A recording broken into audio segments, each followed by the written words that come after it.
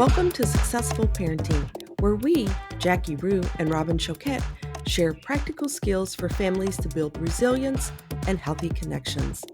As practicing professionals and parents ourselves, we hope this podcast is a resource for parents to grow, reflect, and learn more about themselves and their children. Our approach is simple, tangible, and most importantly, we lead with compassion for the integrity of the families we serve. This podcast should not be taken as medical advice and is intended for informational purposes only. We love our work, and we can't wait to watch families gain confidence and open themselves up to new ways of successful parenting. Good morning, Robin. Good morning, Jackie. What an interesting time. I don't know about you, but so many families are coming in and they're just talking about everything's going on, and it's things that are going on globally. What's happening right now in DC, the potential shutdown, the wars, and then all the political stuff. And they're saying, I just feel overwhelmed by it. It just seems like a lot. Are you seeing that with families as well? To be honest, no. I'm seeing a lot with families being overwhelmed, but more within their four walls.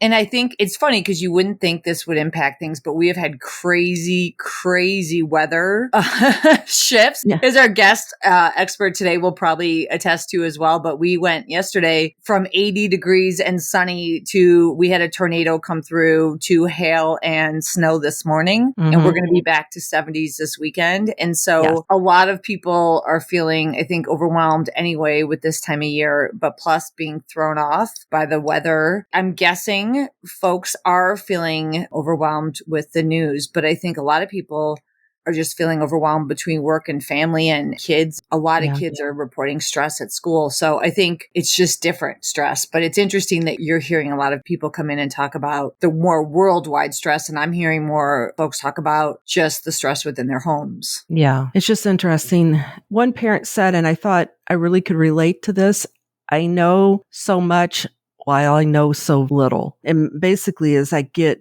bombarded with these messages, I know things are going on, but I don't really understand it and where that kind of leaves them. And this one parent in particular really talked about how they felt like they were failing as a parent because as they were growing up, their families would have these discussions about worldly events, and they just don't do it now because they don't really know what's going on. And there is so much happening, right? The kids, those nightly dinners aren't always happening, things like that shifted and changed. And they just said, I feel like I'm not giving my kids that education, knowledge, or exposure that I received that she found very beneficial in her life. I just think there's so much change, and maybe that's it, all the change, and families are just trying to get caught up to it and understand. And we have the crazy weather too. We woke up with several inches of snow after 80 yesterday.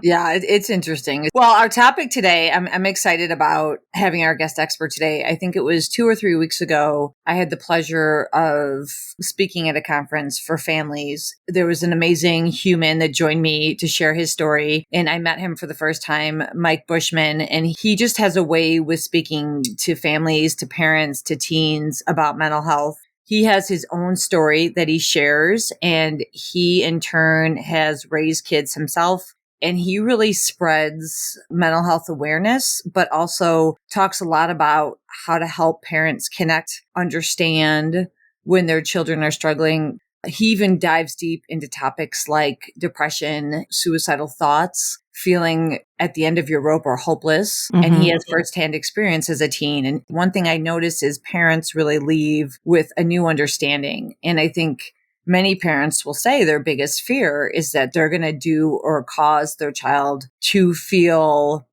hopeless or to be suicidal. And I love his message, and I'm just excited to talk to him today and have him on and have some conversation around this. So excited for it. Well, welcome, Mike. Welcome. Thank you, Jackie and Robin. I'm really delighted to be here and really excited to be part of your journey of helping educate parents. Mike, tell listeners a little bit about your background and what brought you to be such an advocate for mental health in your field. Yeah, well, it's an interesting journey. So, my work career had nothing to do with mental health, although, I did work in Congress, and some would say that may have a mental health component to it. But I worked in Congress in the corporate world. But for me, what brought me to the mental health was I've struggled with depression off and on through my life.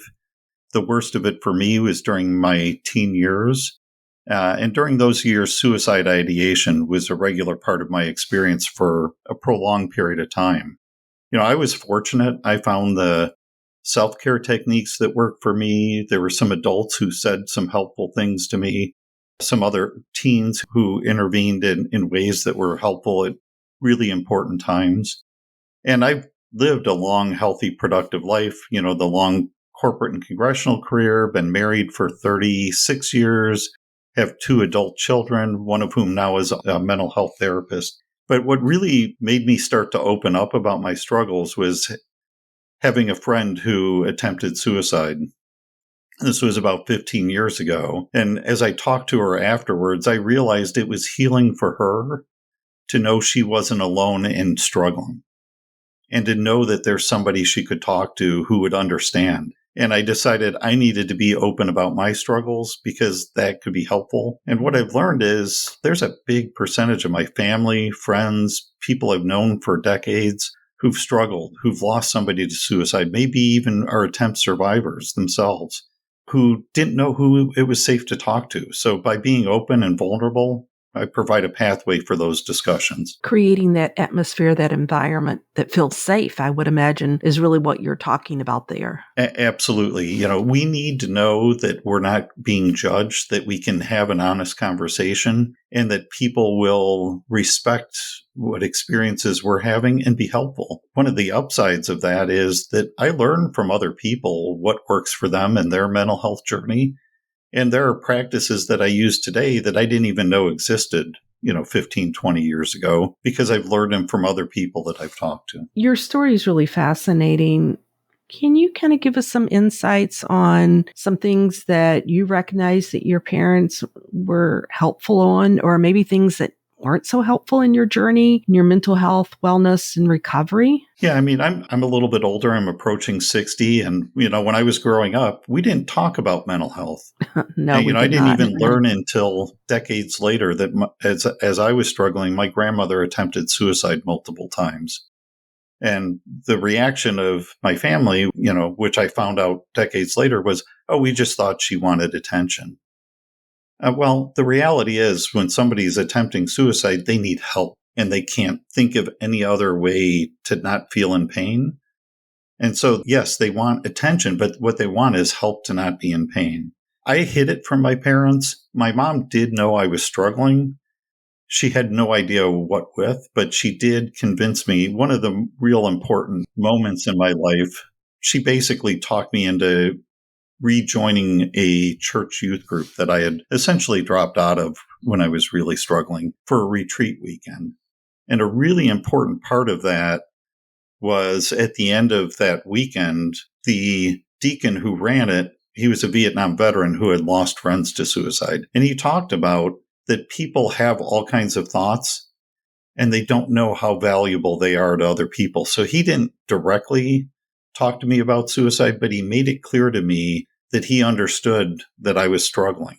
And then at the end of that weekend, we did an affirmation exercise where the 25 other kids, or however many there were, each person had everybody in that group say something good about them. And I didn't recognize who they were talking about when they were talking about me, because I focused on everything that I did wrong and didn't give myself any credit for anything I did right. Just being encouraged to be there. My mom had that gut feeling something was wrong, but she didn't have to know what was wrong, and I wouldn't have told her what was wrong. Well, and it's interesting too, and I know you've authored different publications as well and different books. So you've really taken a lot of what you've learned, and not only do you present, but it sounds like you've authored quite a bit of stuff too, which is just so awesome. Yeah, it really is cathartic to me to be able to write about this, to share experiences. So one of my books is the discussion I would have as an adult with a teen that I wish, with all the information I wish I'd understood when I was a teenager. That one, Suicide Escape. Another one, Pain to Purpose, which subtitles Teaching Teens to Lead the JKB Way, is about a youth program that helps teens understand how to help other teens. It was a program created by a mother who lost her 16-year-old son to suicide. But it really is very similar to some of the things I do today in teaching teen mental health first aid. So that was a great experience in terms of understanding all of the resilience needs that kids have, all of the needs that they have to learn how to listen. We all think we're good listeners. Most of us are not really good listeners. Writing has been cathartic for me, but I know it's helpful to others as well. Yeah, I agree. What are some things you would say to parents and children that are struggling with depression and hopelessness today? I think the most important thing is to know we're not stuck in those worst moments. There are lots of things we can do to help ourselves. There wasn't a lot of professional advice. It wasn't an open discussion when I was a kid. I had to learn a lot of the self-care techniques, and it took me really 20 years of a lot of trial and error to really figure out what I need to do. Research has since proven that all the things that I was doing for myself are helpful to a large number of people. I would say, one thing is learn about all the ways you can help yourself. Probably the second piece that I think is really critical is don't be afraid as a parent to share your vulnerabilities with your kids, to let them know that it's okay to talk about things that don't go perfectly. One of the most important things is to realize that the only failure is a failure to learn. So yeah, you made a mistake, something went wrong. What did you learn from it? Don't dwell on our failures, but learn from them and then move on. You provide a lot in your presentations and your trainings, and I know you do them, it sounds like, all over the state and beyond. Yep. Are there key takeaways that you feel like you really want parents to learn, and are some things that are challenging for parents when it comes to some of this? I think the hardest thing is to listen in the right way. So part of our youth mental health first aid training and some of the American Foundation for Suicide Prevention training programs we do for parents, one of the things we emphasize is the importance of listening the right way. When we see somebody we love hurting, we want to fix it. And when we want to fix it, usually what we do is do that by telling them what we want them to do. But that's not the right way to get somebody who's struggling to a good place. We all need to take ownership. So, I've asked probably 10,000 kids now, how many of you like being told what to do all the time? I haven't had a single hand raised to that question. But kids do need information. They need to know what resources are available. They need to know how to help themselves. So as a parent, you can provide information and resources, but the first thing you've got to do is let them tell you how they're feeling, and don't judge them in the context of how would this have affected you. It's in the context of how it would affect them. Mm-hmm. One of the things we run into, Mike, is that parents often will say to us, they avoid setting expectations or having routine and structure and consistency because their children won't like it. And they feel like if their children get angry or upset, that could lead to kids feeling suicidal. But Robin and I often talk about that when kids are struggling, they do better with expectations and clear boundaries and structure and consistency. And one example is when parents will say, if you're not going to school or you're not meeting certain expectations we have, certain things like electronics or video games might be limited. And sometimes kids will say, well, then I'm going to hurt myself. And then parents totally kind of scale back. Do you have any thoughts on that? There's three things every human needs in life. We need to be noticed, we need to be cared for, and we need to be relied on. The being relied on is something a lot of kids are missing, that they need to feel like what the decisions they make, the actions they take matter. And that could be, I'm relying on you to do homework. If, as a parent, you're checking your kid's homework and they're in high school or even late middle school, they're not learning that they have ownership of doing that, something you're relying on them to do. One of the mistakes my wife and I made in raising our kids was we didn't rely on our kids to do chores enough, especially when they were in the middle of their basketball seasons or, when they got overwhelmed. But they need to know that they are part of the family, they have responsibilities, and that we have expectations for them. So if you're not willing to do that, there is an alternative that we know is really powerful with kids, is to get them engaged in volunteering. Because when young adults and kids are able to do things to help other people, it takes them outside of thinking about themselves and gets them thinking about, I can make a difference. I can matter to other people. I can make other people's lives better. That's a really powerful technique. It is hard to discipline kids, and my wife and I were not great at it on every occasion. There were a lot of times we absolutely failed. As parents, we fail, but that doesn't mean we don't keep working at it. Mm-hmm. The other point that you bring up that I think is really crucial is, are kids using threats as a way to get what they want? And the only thought that triggers to me is I had a girlfriend in college who, when I broke up, she threatened to take her life. And I got back together with her because of that. But then, another 2 months went by and I realized this is just not right for me. It's not helping me feel better. I can't prevent her. I can tell her she's a good person. I can make sure that she understood she had all kinds of great attributes. They just weren't a fit with me, and try to leave the relationship in a healthy way. But I couldn't stay there. Kids will manipulate. So it's a judgment call on, are they manipulating, or, is this just a threat? Or can you find the impulse control skills to build in them to help them think through things? I really liked what you said. Our worst moments will pass. Yeah. I often I want those around me in my worst moments to be supports for me. Right. And I think that's so important to think about, that it will pass. It's not going to be forever. And I have the people around me that will help take care of me during those moments. And I think that is something that is the message that I think a lot of people need to hear right now. Yeah. And for a parent to share, I've had some tough experiences. I'm not saying this is like what you're going through. And I, at the time, thought I was never going to get past it. I was never going to get over it. And I was able to live with it. Some things we don't get over, but we learn how to live life with that as in our background. Mm-hmm. You talk about brain hacks. Yeah. Can you tell us what are brain hacks and how did you come across and learn about these? Well, a lot of this was based out of my experience. So when I think of my depression management, I think of it, what I call it, my 3 C's. I think of my brain chemistry, my brain circuitry, what are my thought patterns, and my impulse control is the 3rd C. Those are the 3 things that I know I need to work on. So from a brain chemistry standpoint, one of the questions I'll frequently ask people is, do you know how to change your brain chemistry today? And nobody ever says yes. But the reality is we can all change it. We exercise, we release endorphins, we laugh to release endorphins. Anybody who's ever made a list and checks things off is hacking their dopamine system. That's helping them to feel good. Making progress towards your goals is, a great way and a healthy way to get that dopamine release. Engaging in activities that you enjoy is a great way to get that dopamine release. Oxytocin, we can feel better just by interacting socially with people we respect and we care about. Face-to-face contact is a really important part of that oxytocin release.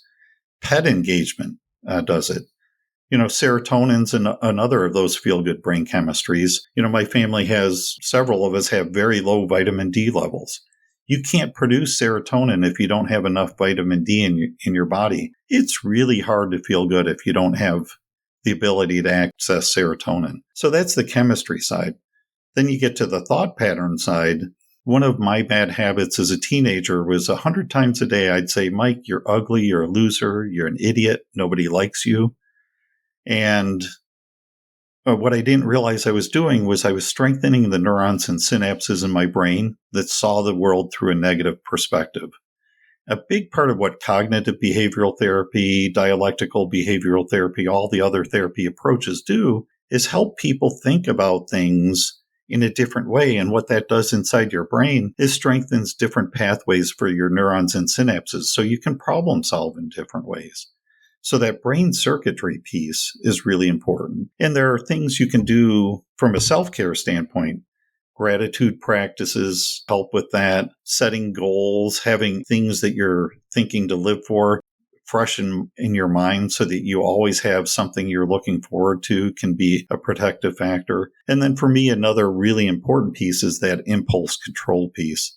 How do I keep myself from acting in fight, flight, freeze mode to things that aren't, risk of starvation, risk of, war or famine type issues, which is most of everyday life doesn't require a fight, flight, freeze mode response.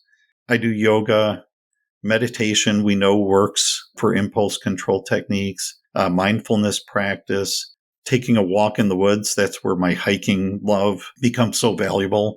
Being exposed to nature, our minds actually think better, and we get a greater sense of calm when we're embracing nature. Deep breathing exercises is another one I really emphasize. I'll ask kids this, and adults, how many of you have ever said something that you regretted as soon as it came out of your mouth? And I don't know anybody who hasn't done that. If we can take a breath before we respond, we can make better decisions. When our kids are threatening, hey, I'm going to hurt myself, the reaction isn't, don't do that. It's, why don't we go take a walk and let's talk about this? Let's go do something. Let's go shoot hoops and talk about it. They might not be ready to engage in face-to-face contact, but sometimes just talking side by side. Let's go for a drive. That way, I can't look at you while we're talking this through, can make a difference. So that impulse control piece, the brain circuitry, what are we thinking about? And that's where people around us can make a difference. And I know I shared this when I was presenting with Jackie. One of the days I went to school, I went with the intent of taking my life at the end of the day if nothing good happened. And I still remember the hallway I was in at Geneva High School. One of the kids in the school, who I knew a little bit, but not real well, Dave walked by me in the hall and he said, hey, Mike, that article you wrote in the school newspaper, that was good. Like, oh, so everything I do isn't a failure. There's something good here that I'm not seeing. Helping children understand what's good about them, even as we're disciplining them, is a really important piece of helping keep that balance so that they don't get lost in that I'm in pain and I can't escape this. Something you said, I think sometimes we want our kids to be successful. So we focus so much on their achievements and the outcome. And, even Robin and I talk a lot about what we praise them for, right? And you bring up such a great point, praising them for who they are versus their grades or always achieving. And I think sometimes kids do feel like they're not enough. And you raise a really good point is through connections and praising them for just who they are in our relationships, it can be so much more meaningful for children, for teens. Yeah, for sure. And one of the new groups that we're seeing an increase in suicide loss in is among people who are those high performers, high achieving people who think that they have to be perfect.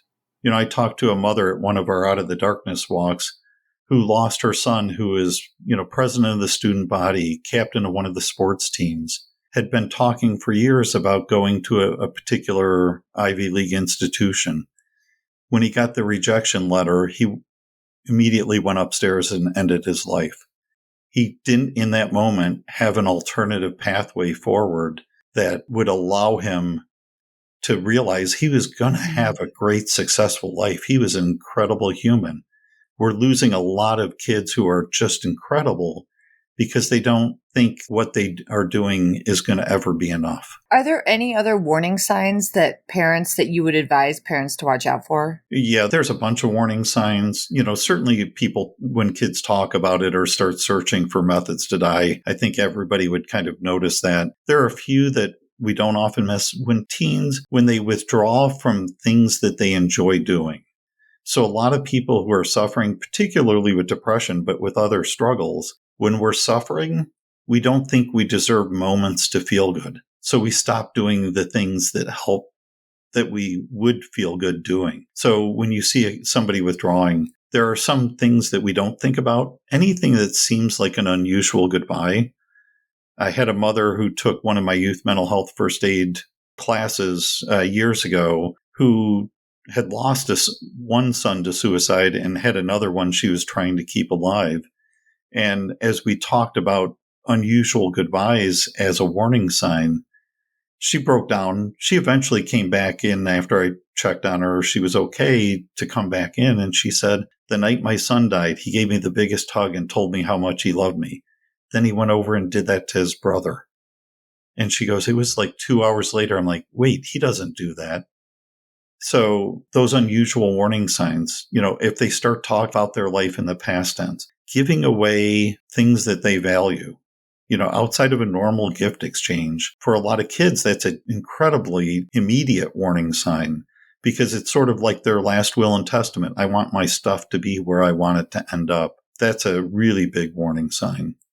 And, even things that we don't think of as warning signs, punching a hole in the wall, rage and irritability, especially for young males. Depression is more likely to exhibit as rage and irritability. And young women, it's more likely to exhibit as sadness and withdrawal. A lot of times we see the rage and irritability and we deal with the conduct issue and not realize it's also a symptom of underlying mental health challenge that needs attention. So true. So true. Yeah, it's just that awareness as a parent. And I think, the big thing is not to judge yourself. And Jackie and I will share and laugh often. And you even said, Mike, you weren't, perfect in our parenting. All of us have adult children now. I think one of the things I remember is that I had a tendency to jump in and really sort of wanting to fix things for my children. It sounds like one of the things you really talk about is just listening more versus reacting and responding. What has helped you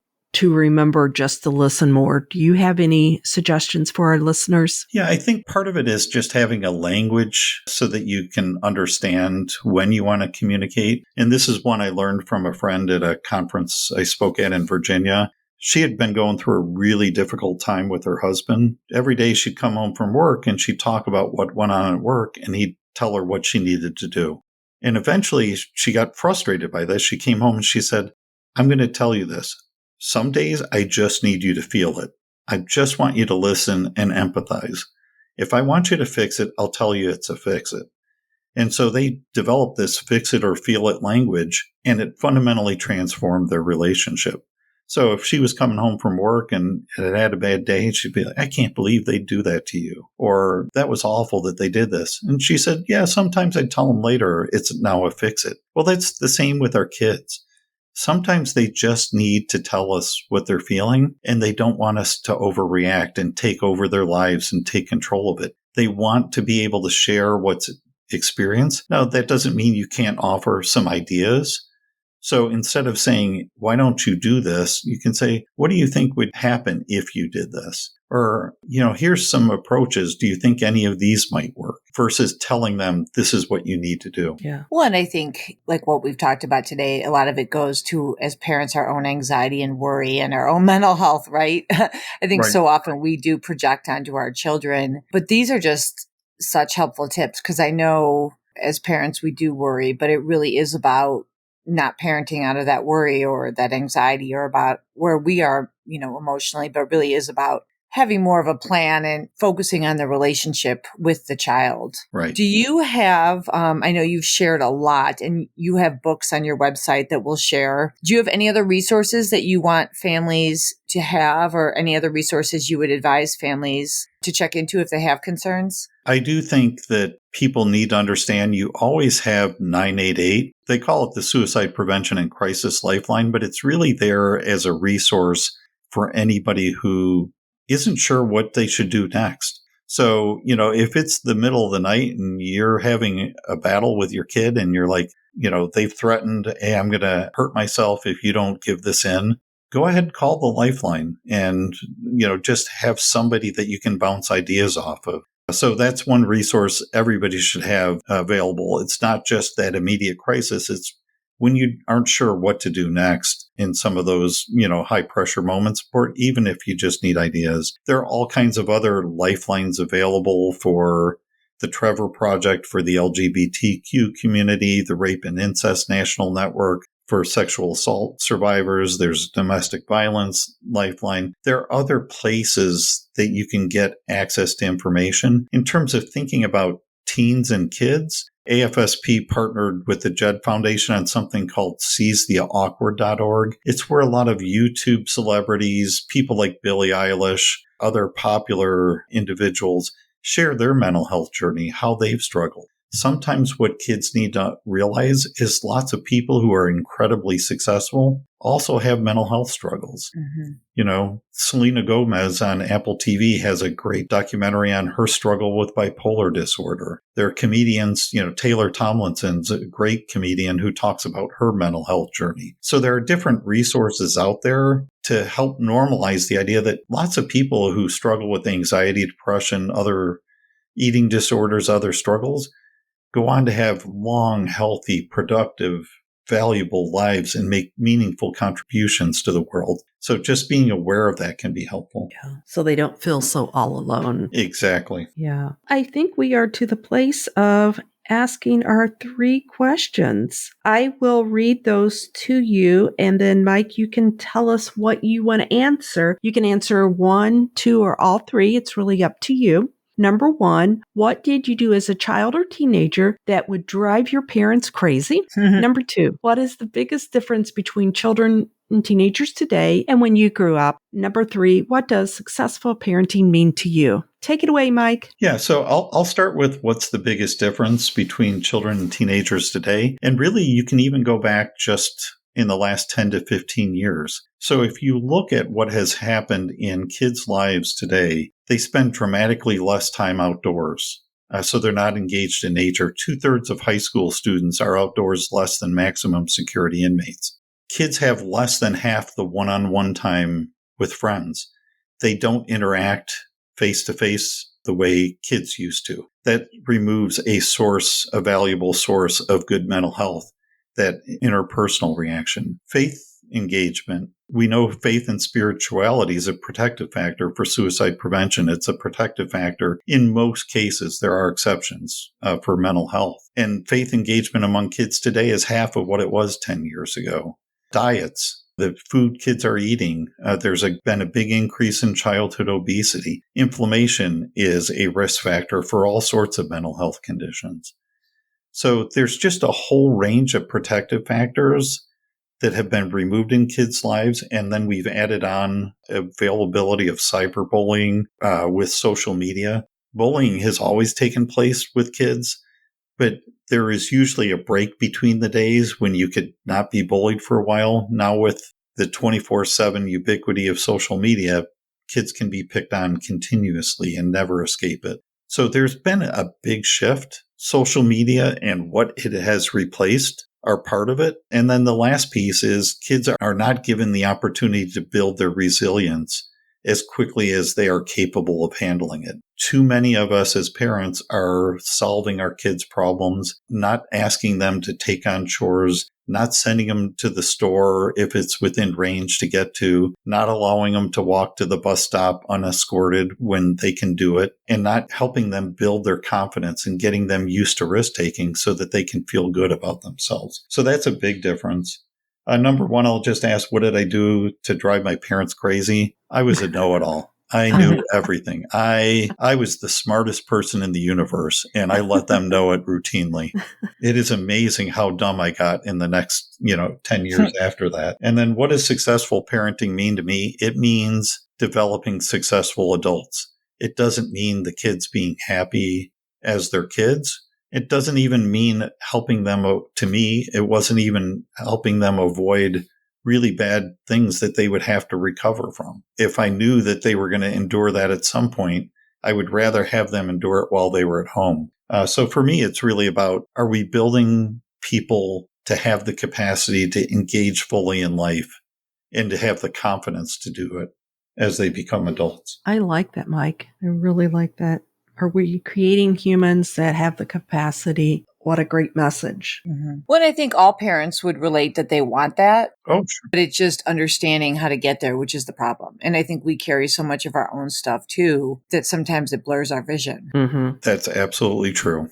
And I can tell you my vision was blurred many times. Yeah. Well, I think for all of us too, right? I think for all of us too. And I think sometimes we carry what we needed or didn't get when we were children into, either maybe over trying to compensate or a fear or whatnot. But I think we're all evolving and we're all trying to do our best. And I think we show up different each day depending on what's going on for us. Absolutely. Yeah. And that's why as parents, self-care for us is important. We have to do the things to help ourselves feel good. We need those points in the day when we're breathing. And, when I do training for parents, one of the things some of them will say is, I don't have time to care about myself.